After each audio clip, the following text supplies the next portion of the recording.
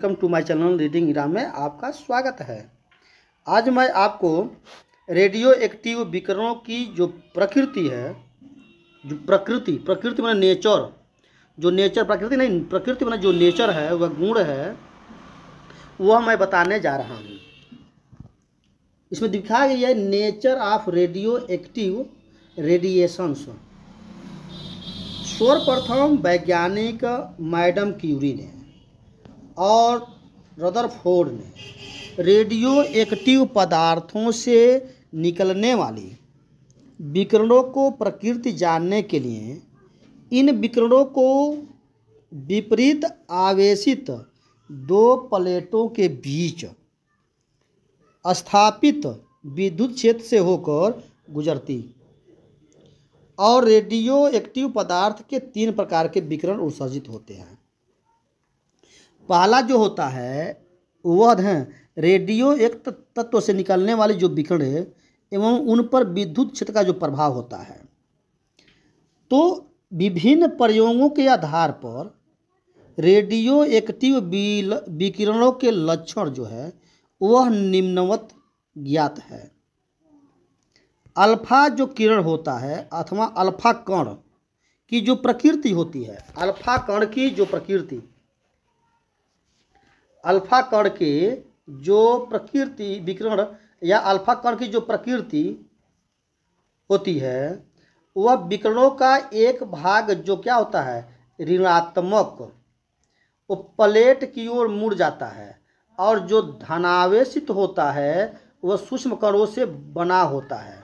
धनावेशित जो होता है वह सूक्ष्म कणों से बना होता है। इन्हें हम क्या कहते हैं अल्फा विकिरण कहते हैं। फिर से सुन लीजिएगा, कह रहा है विकिरणों का एक भाग जो ऋणात्मक तो प्लेट की ओर मुड़ जाता है तथा या कहें वह मुड़ जाता है, वह धनावेशित सूक्ष्म कणों से बना होता है। जो ऋणात्मक प्लेटों की ओर मुड़ जाता है अब वह धनावेशित सूक्ष्म कणों से बना होता है। इसे हम कहते हैं अल्फा विकिरण। वही होता है ए रेडिएशन।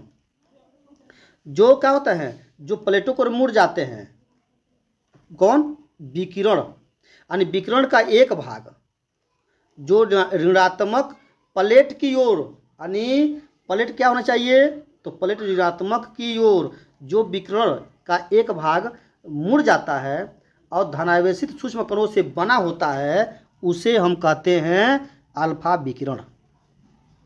ठीक।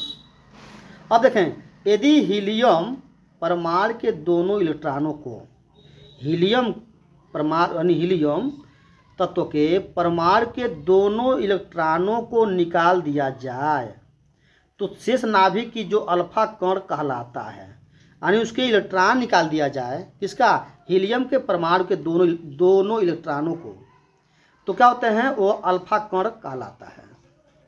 अतः अल्फा कण द्विआयनित हीलियम परमाणु डबल आयोनिस्ड हीलियम एटम होते हैं और इसे हम 2He4 से प्रदर्शित करते हैं। अब ना अल्फा एक कण करा है, एक अल्फा कण का द्रव्यमान जो होता है वो कितना होता है 6.643 इंटू 10⁻⁻27 की ग्रा का होता है, यानी 6.643 गुणे 10⁻⁻27 की ग्रा का होता है। ये क्या होता है जो प्रोटॉन के द्रव्यमान का लगभग 4 गुना होता है, यानी अल्फा कण का जो द्रव्यमान होता है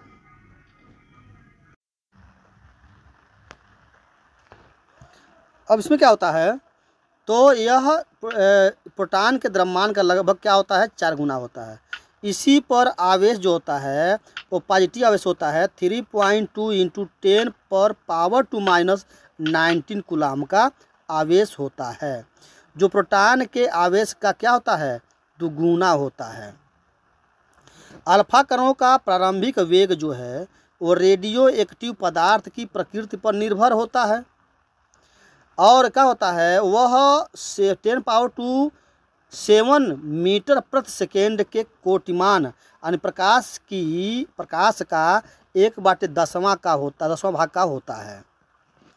अल्फा कणों की जो चाल कहा जाए तो अल्फा कणों की जो चाल है वह 1.4 × 10⁻⁷ से लेकर 2.2 × 10⁻⁷ मीटर प्रति सेकेंड होता है। यानी 1 सेकेंड में इसका चाल होता है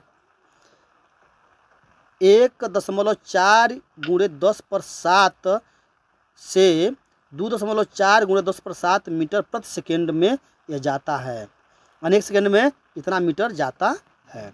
कौन? अल्फा कणों की जो स्पीड है।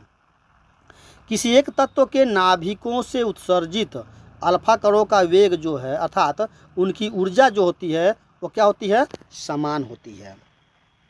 जब एक कण गैसों से होकर गुजरती है तो उसके अणुओं में से इलेक्ट्रॉनों का निकाल देते हैं जिन्हें गैस का आयनीकरण हो जाता है।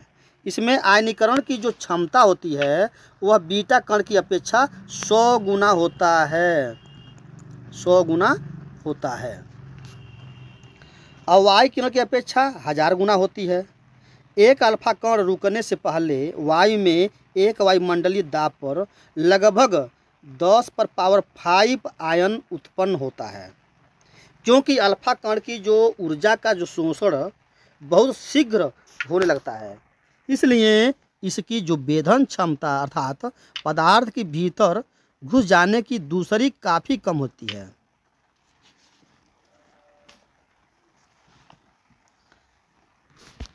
ये जो होता है धनावेशित कण है चुंबकीय और विद्युत क्षेत्रों में विपेक्षित हो जाती है। यह विपेक्षण बीटा कणों की अपेक्षा बहुत कम होती है क्योंकि इसका द्रव्यमान बहुत कम होता है। इसे हम E/m का मान कम होता है।